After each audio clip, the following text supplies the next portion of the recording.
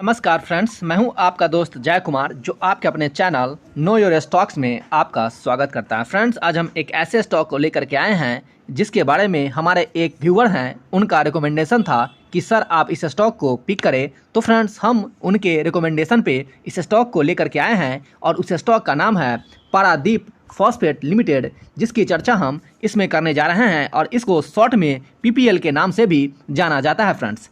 और friends, Paradip phosphate limited का जो एस्टेब्लिशमेंट हुआ था वो 1981 में भारत सरकार और नालूर गणराज्य के बीच एक ज्वाइंट वेंचर के रूप में किया गया था। और अभी इस कंपनी का जो कमान है वो एक प्राइवेट सेक्टर के हाथ में है फ्रेंड्स, जिसका नाम है जुआरी मैरोक फॉस्फेट प्राइवेट लिमिटेड। इन्हीं के हाथ में इस कंपनी का कमान है और इन्हीं की कंपनी ये है फ्रेंड्स। तो चलिए इसके बारे में हम डिटेल में जानेंगे कि कंपनी क्या करती है और कंपनी का फ्यूचर क्या है और हम लोगों को इसमें क्या करना चाहिए, भविष्य में इसका टारगेट कहां तक जा सकता है। इसके अलावा फ्रेंड्स, इसका जो जून क्वार्टर का रिजल्ट आया है उसमें भी इस डेटा को माइनिंग करेंगे और बारीकी से कि इस कंपनी ने जो अपना प्रॉफिट जनरेट किया है वो वास्तव में सही है या फिर इनका ये दिखावा है हम लोगों को ट्रैप में डालने के लिए। तो इन सारे विषय पे हम चर्चा करेंगे, लेकिन सबसे पहले इस कंपनी के बारे में कुछ जानकारी ले लेते हैं फ्रेंड्स। तो फ्रेंड्स, इस वीडियो को आप बिना स्किप किए हुए देखिएगा, क्योंकि फ्रेंड्स हम इसमें जितने भी पॉइंट्स को पिक करेंगे वो सारे के सारे पॉइंट्स इंपॉर्टेंट होंगे फ्रेंड्स। अगर आप इसमें किसी भी पॉइंट्स को मिस करते हैं तो डेफिनेटली आप मुझसे लास्ट में ये क्वेश्चन अराइज करेंगे कि सर आपने इसके बारे में नहीं बताया, और अगर आपने बताया तो गलत बताया है। तो फ्रेंड्स, हम आपसे रिक्वेस्ट करेंगे कि आप इस वीडियो को बिना स्किप किए हुए पूरा देखिएगा, तभी आपको समझ में आएगा कि मैंने जो जानकारी दी है उसमें कितनी सच्चाई है। तभी आप इसमें एक अच्छा डिसीजन ले सकते हैं कि इस स्टॉक के साथ आपको क्या करना चाहिए, आपको इस स्टॉक में इन्वेस्टमेंट करना चाहिए या फिर नहीं करना चाहिए, और जो लोग इसमें इन्वेस्टमेंट किए हुए हैं उन्हें इस स्टॉक में बने रहना चाहिए या फिर एग्जिट कर जाना चाहिए। अब हम आगे बढ़ते हैं और बात करते हैं आज के स्टॉक के बारे में। फ्रेंड्स, इस कंपनी का अगर टर्नओवर की बात करेंगे तो 8000 करोड़ से भी ज़्यादा का एनुअल टर्नओवर है इनका। वहीं फ्रेंड्स, अगर इनके एनुअल कैपेसिटी की बात करेंगे फर्टिलाइजर की तो फ्रेंड्स इनका 2.85 मिलियन मैट्रिक टन है फ्रेंड्स, जो एक बहुत बड़ा फिगर यहाँ पे प्रेजेंट हो रहा है, जिसमें से 0.4 मिलियन मीट्रिक टन यूरिया है और शेष 2.45 मिलियन मेट्रिक टन फॉस्फेट है। कंपनी का दो बड़ा निर्माण सुविधाएं हैं, इट मीन्स दो फैक्ट्री है, एक ओडिशा के पारादीप में और दूसरा जुआरी नगर गोवा में है। तो इनके दो मैन्युफैक्चरिंग मेजर प्लांट हैं। और फ्रेंड्स, पीपीएल द्वारा उपयोग किए जाने वाले जो रॉ मटेरियल्स हैं जॉर्डन से, कतर से और सऊदी अरब से मंगाए जाते हैं। इसके अलावा इस कंपनी में 1500 से ज़्यादा एम्प्लॉय अभी वर्क कर रहे हैं और इनका जो पहुंच है वो 8.1 मिलियन फार्मर्स तक इनकी पहुंच है। तो आप समझ सकते हैं कि इंडिया में इनका कितना बड़ा प्रेजेंस होगा फ्रेंड्स। और इस कंपनी की हाल ही में लिस्टिंग हुई है, इट मीन्स इसी ईयर 27 मई को यह कंपनी एनएससी पे लिस्ट हुई है फ्रेंड्स। और यह कंपनी मेनली डीएपी और 3 grades of nitrogen, phosphate, potassium और nitrogen NPK 10, NPK 12 and NPK 20 जैसे प्रोडक्ट्स ये बनाते हैं। इट मीन्स इस तरह के फर्टिलाइजर मैन्युफैक्चरिंग करते हैं। और कंपनी का जो ब्रांड है वो जय किसान और नवरत्ना के नाम से कंपनी अपने ब्रांड को प्रमोट कर रही है। और इस कंपनी का प्रेजेंस ऑल ओवर इंडिया के 17 राज्य से भी ज़्यादा में इनका पकड़ है और इनकी पहुंच है फ्रेंड्स। तो चलिए फ्रेंड्स, अब हम जानते हैं कि ये कंपनी जो अपना जून क्वार्टर का रिजल्ट प्रेजेंट किया है उसमें कितनी सच्चाई है। कंपनी ने जो अपना प्रॉफिट जनरेट करके प्रेजेंट किया है, क्या इसमें वास्तविकता है या फिर एक ट्रैप है, इसको हम देखेंगे। तो चलिए सबसे पहले इस कंपनी के जून क्वार्टर के रिजल्ट को देख लेते हैं। इस कंपनी के दोनों डेटा प्रेजेंट किए गए थे, स्टैंड अलोन भी और कंसोलिडेटेड भी। तो हम इस कंपनी के जो मेजर डेटा है कंसोलिडेटेड डेटा उसे हम पिक किए हैं और उसको हम एनालिसिस करेंगे और जानेंगे कि कंपनी का किस तरह का परफॉर्मेंस रहा है। तो आपके सामने इस कंपनी के कंसोलिडेटेड डेटा प्रेजेंट हो रहे हैं और ये जो फिगर आपके सामने प्रेजेंट हो रहे हैं ये इन लाख में प्रेजेंट हो रहे हैं, तो आप इसे इन लाख में ही कंसीडर करेंगे। फ्रेंड, इस कंपनी ने जो अपना टोटल इनकम प्रेजेंट किया है इस क्वार्टर में रेवेन्यू फ्रॉम ऑपरेशन से और अदर इनकम से 7,89,798.91 लाख का। वहीं पिछले क्वार्टर में कंपनी ने जो अपना टोटल इनकम प्रेजेंट किया है रेवेन्यू फ्रॉम ऑपरेशन से और अदर इनकम से वो 5,18,393.95 लाख का।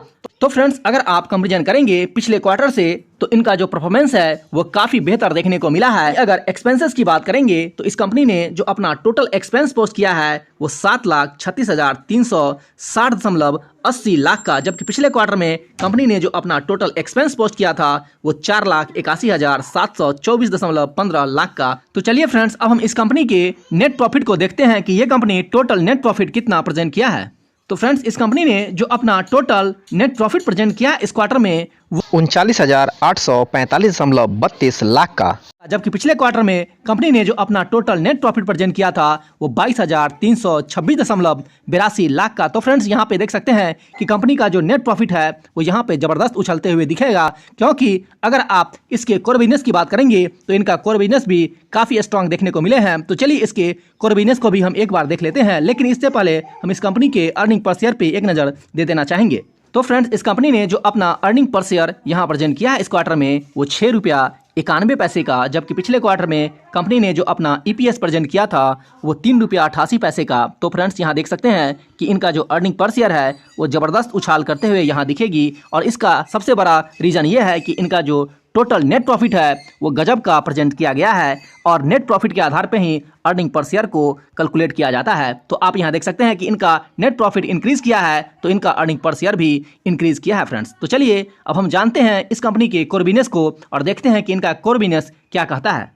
तो फ्रेंड्स, कंपनी ने अपने कोर बिजनेस से जो रेवेन्यू प्रेजेंट किया है इस क्वार्टर में आप यहाँ देख सकते हैं कि 7,85,871.92 लाख का, जबकि पिछले क्वार्टर में कंपनी ने अपने कोर बिजनेस से प्रॉफिट को जनरेट किया था वो 5,16,473.35 लाख का। तो फ्रेंड्स, यहाँ देख सकते हैं कि कंपनी का जो कोर बिजनेस है वो पूरी तरह से स्ट्रांग है और कंपनी का जो मूवमेंट है वो आगे की तरफ मूव कर रही है। तो यहाँ पे कोई संदेह नहीं होनी चाहिए कि इसने जो डेटा यहाँ प्रेजेंट किया है वो वास्तव में प्रेजेंट किया है और कंपनी को रियल में प्रॉफिट यहाँ जनरेट हुई है, और कंपनी का जो परफॉर्मेंस है वो काफी बेहतर यहाँ देखने को मिला है। तो फ्रेंड्स, खाद्यान्न को प्रोडक्शन करने के लिए और उसके प्रोडक्शन को इंक्रीज करने के लिए फर्टिलाइजर की आवश्यकता होती है, और जब तक फर्टिलाइजर नहीं मिलेगी तब तक उत्पादन क्षमता है वो घट जाती है, और इसी उर्वरक की वजह से, इसी फर्टिलाइजर की वजह से इनकी जो क्षमता है, उर्वरक क्षमता, वो बढ़ जाती है। किसान के उपजाए हुए फसल हम तक पहुंचते हैं और हम लोग उसका यूज करते हैं। तो फ्रेंड्स, ये कभी खत्म होने वाले नहीं हैं, और जब ये कभी खत्म नहीं होंगे तो फर्टिलाइजर का यूज भी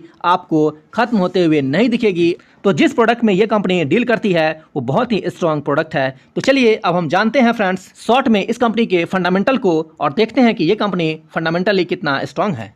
फ्रेंड्स, इस कंपनी में 81,44,97,619 शेयर है। फ्रेंड्स, इस कंपनी का जो मार्केट कैप है वो 4,382 करोड़ का है, और इनका अभी करंट प्राइस 53.80 ट्रेड कर रहा है, और इसका जो 1 ईयर का हाई है वो 55.03, और इनका जो 1 ईयर का लो है वो 37.40। तो ये स्टॉक अभी अपने 1 ईयर के हाई पे ट्रेड कर रहा है, और इनका जो स्टॉक पी है वो 10.9 का है, जबकि इनका बुक वैल्यू 38.7 का है, और इस कंपनी का फेस वैल्यू 10 के हैं, और इसके ऊपर जो कर्ज है, इट मीन्स डेप्ट है फ्रेंड्स, वो 2,954 करोड़ का है, और इसके पास जो रिजर्व में पैसे पड़े हुए हैं वो 1,650 करोड़ का इनके पास रिजर्व में पैसा है फ्रेंड्स। वहीं अगर प्रमोटर की होल्डिंग की बात करेंगे तो इसमें प्रमोटर की होल्डिंग 56.10% है, वहीं एफआईआईज की होल्डिंग 6.70% है, वहीं डीआईएच की होल्डिंग इसमें 22.12% है, और पब्लिक की होल्डिंग इसमें 15.08% है।